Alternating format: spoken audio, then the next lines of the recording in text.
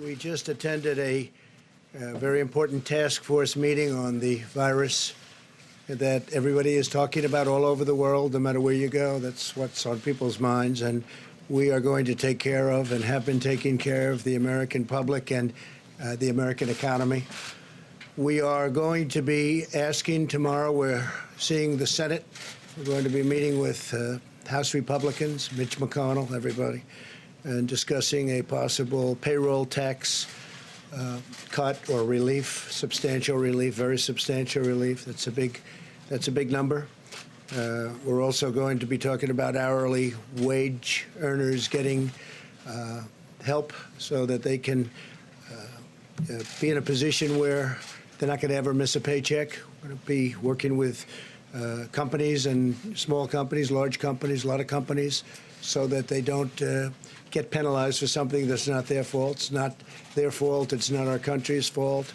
This was something that we were thrown into, and we're going to handle it, and we have been handling it very well. The big decision was early when we shut down our borders. We're the first ones ever to do that. We've never done that in our country before. We would have a situation that would be a lot more dire. Also, we're going to be seeing Small Business Administration and creating loans for small businesses. We're also working with the industries, including the airline industry, the cruise ship industry, which obviously will be hit. We're working with them very, very strongly. We want them to travel. We want people to travel to certain locations and not to other locations at this moment. And hopefully that will straighten out sooner rather than later. But we're working with the industries, and in particular those two industries. We're also talking to the hotel industry. In some places actually will do well, and some places probably won't do well at all, but we're working also with the hotel industry. But the main thing is that we're taking care of the American public, and we will be taking care of the American public. And I really appreciate the professionals behind me and the professionals actually behind them in a different room. We have a tremendous team, and it's headed up by our great Vice President, Mike Pence. And I want to thank Mike because he's been working 24 hours a day, just about. He has been working very, very hard, very diligently, and very professionally. And I want to thank him. I want to thank the team. And I'll have Mike say a few words. Thank you very much. Thank you. Yes. Thank you, Mr. President. We just completed today's meeting of the White House Coronavirus Task Force.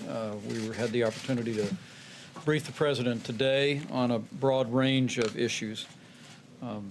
Once again, because of the unprecedented action that President Trump took in January, suspending all travel from China, establishing travel advisories for portions of South Korea and Italy, establishing screening of all direct flights, all passengers from all airports, Italy and South Korea. We have bought a considerable amount of time, according to all the health experts, to deal with the coronavirus here in the United States.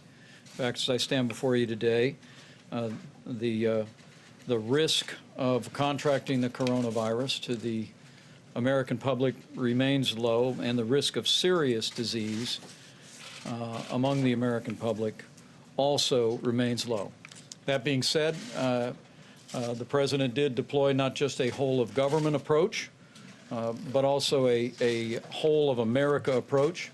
And last week, at the President's direction, we met with leaders in industries from nursing homes to airlines, pharmaceutical companies, commercial labs, and it's had great impact. Pharmaceutical companies are already working literally around the clock on the development of therapeutics that will be medicines that can bring relief to people that contract the coronavirus. And I know how pleased the President was to learn that the commercial labs in this country, led by companies like LabCorp and Quest, have already brought a test forward and are taking that to market effective today. This week, at the President's direction, we'll be meeting with hospital CEOs, health insurance CEOs, and all building on top of what the President will be announcing tomorrow with regard to economic relief for working Americans. We also met today in a conference call with 47 of America's governors We were able to brief them on the latest, the progress that we've made. We were able to confirm with them that testing is now available in all state labs in every state in the country. Over 1 million tests have been distributed before the end of this week. Another 4 million tests will be distributed. But as I said before, with the deployment of the commercial labs, we literally are going to see a dramatic increase in the availability of testing, and that's all a direct result of the president's leadership. Today, in a few moments, we will outline community guidance that Dr. Birx and Dr. Fauci will be publishing. The President's direction, we're going to be providing guidance about how to keep your home safe, how to keep your business safe, how to keep safe and healthy at your school, and we'll be publishing that information and speaking about that. A brief word about the Grand Princess. The Grand Princess has docked this afternoon in Oakland, California, at a commercial dock. 25 children. We were happy to learn through the screening over the last 2 days. The 25 children on the ship are all healthy. Of the people that have contracted the coronavirus, 21 in all, they are being dealt with in proper isolation, working with health authorities in California. We hope before the end of today to begin to disembark California residents to Travis Air Force Base and Miramar. We've made arrangements with Canada and the UK to take their passengers back. They'll be transported directly to the tarmac, charter flights home, and tomorrow the remaining passengers will be transported again through very, very carefully controlled environments, buses, out to the tarmac and flown to military bases in Georgia and Texas. All the passengers will be tested, isolated as appropriate, quarantined as appropriate, and I want to express appreciation to the Governor of California and his administration, the Governor of Georgia, the Governor of Texas for their strong cooperation with us in resolving the issues around the Grand Princess. It has been a partnership which the President directed us from the very beginning, and the process that Bob Kadlec will detail in any questions in a few moments continues to work and move forward.